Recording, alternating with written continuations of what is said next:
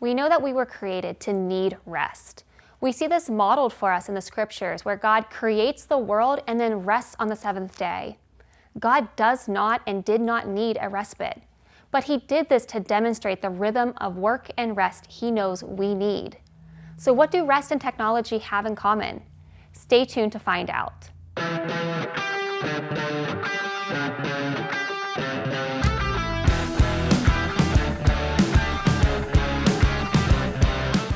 Welcome to another episode of Fridays Are for Families, where we seek to empower and equip you to grow as a disciple and disciple maker of Jesus Christ.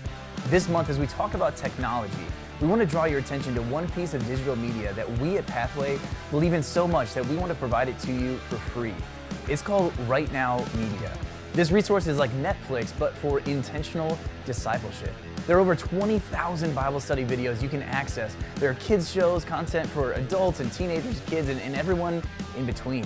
You can access Right Now Media on their website or an app on any smart device. You can stream it night and day, whatever you may be curious to learn about or study together as a family or an individual.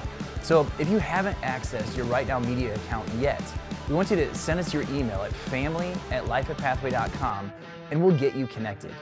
Now, let's get back to our Fridays Are for Families video as we talk about technology. We have been talking for the past month about technology and how to steward it wisely for ourselves and for our family.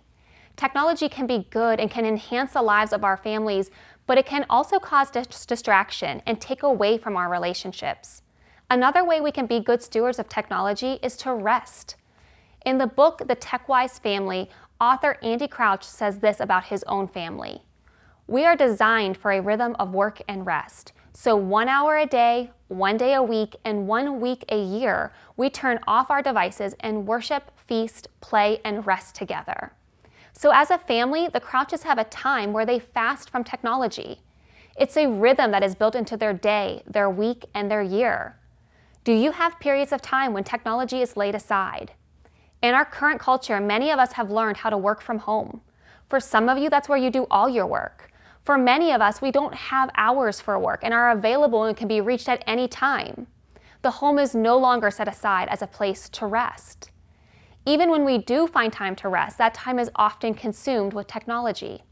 In fact, Andy Crouch makes a differentiation in his book between rest and leisure. He says that rest is a time of rejuvenation when we do fruitful things that bring us joy and restore our souls.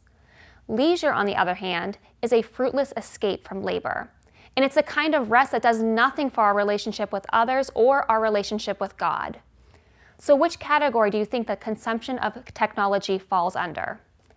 Our scrolling on Facebook, binge watching Netflix, and online shopping are not rest. So what would it look like if your family would rest from technology? Maybe 1 hour a day at dinner time, or 1 day a week, or an entire week of the year.